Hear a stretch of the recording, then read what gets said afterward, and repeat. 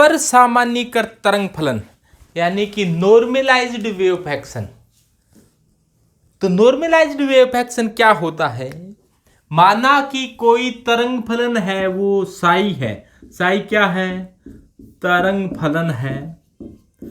तो ये नॉर्मलाइज्ड तरंग फलन कब होगा? यदि यह निम्न शर्त है। ये शर्त क्या है कि माइनस अनंत से प्लस अनंत साई स्टार साई डिटो का मान क्या हो? 1 हो, तब इसे नॉर्मलाइज्ड वेव फंक्शन कहा जाएगा। डिटो क्या है? डिटो को dx dy और dz को सम्मिलित रूप से क्या कहा जाता है? डिटो कहा जाता है। साई क्या है? साई तरंग फलन है, वेव फंक्शन है। और साई स्टार क्या है? साई स्टार साई का क्या है? कॉम्प्लेक्स कॉन्जुगेट है।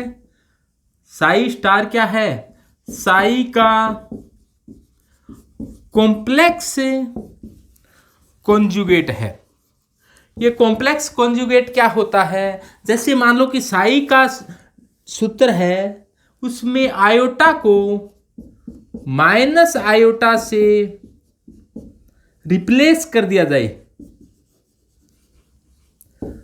आयोटा को माइनस आयोटा से रिप्लेस कर दिया जाए, तो अब इससे साई को क्या कहा जाता है? साई स्टार कह दो, तो इसे कॉम्प्लेक्स कॉन्जुगेट कहा जाता है साई का। यदि ये शर्त है, 1 है, तो इसे कहेंगे नॉर्मलाइज्ड वेव फंक्शन कहेंगे, यानी कि परसामान्यीकृत तरंग फलन कहा जाएगा। तो साई स्टार साई डिटो का मान क्या हो गया? 1 हो गया।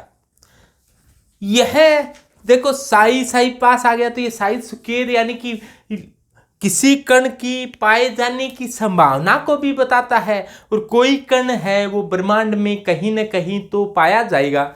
जैसे कहाँ पाया जाएगा? माइनस अनंत से प्लस अनंत, यानी कि माइनस अनंत से प्लस अनंत तक ढूंढा जाए।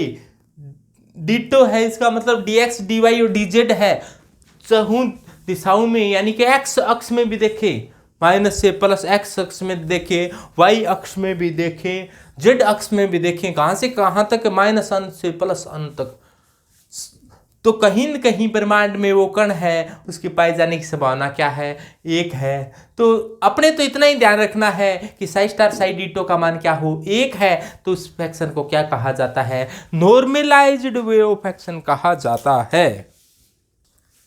तो लांबिक तरंग फलन यानी कि ऑर्थोगोनल वेव फंक्शन क्या होता है?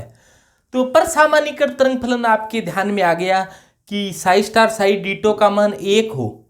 बस ये है बिल्कुल सेम वैसा कैसा, यहाँ पर 1 की बजाय 0 हो, तो इसे क्या कहा जाता है? लांबिक तरंग फलन, यानी कि माइनस अनंत से प्लस अनंत साई स्टार साई डिटो का मान यदि 0 होता है, तो इसे कहा जाता है लांबिक तरंग फलन।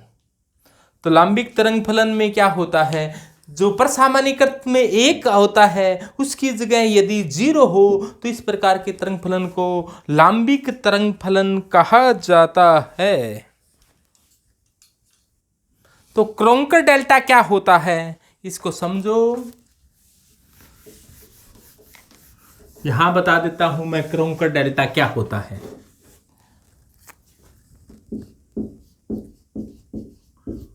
क्रोंकर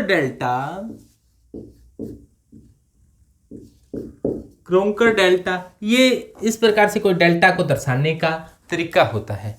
देखो अपनी ये शर्त पड़ी थी, 2 परसामान्यीकृत वेव फंक्शन होता है, उसके लिए तो साई स्टार साई डिटो का मान 1 है, और यहाँ पर साई स्टार साई डिटो का मान 0 है लांबिक के लिए। अपने दोनों को कंबाइंड रूप से क्रोंकर डेल्टा के रूप में लिख सकते हैं कि क्रोंकर डेल्टा में क्या बात बताई गई कि माइनस अनंत से प्लस अनंत साई स्टार साई डिटो का मान होता है वो डेल्टा होता है। साई स्टार साई डिटो का मान डेल्टा होता है। और साई क्या है? वेव फंक्शन है, साई स्टार है, साई का कॉम्प्लेक्स कॉन्जुगेट है। कॉम्प्लेक्स कॉन्जुगेट बता दिया कि माइनस आयोटा को यदि प्लस आयोटा से रिप्लेस कर दिया जाए तो इसे क्या कहा जाता है? कॉम्प्लेक्स कॉन्जुगेट कहा जाता है।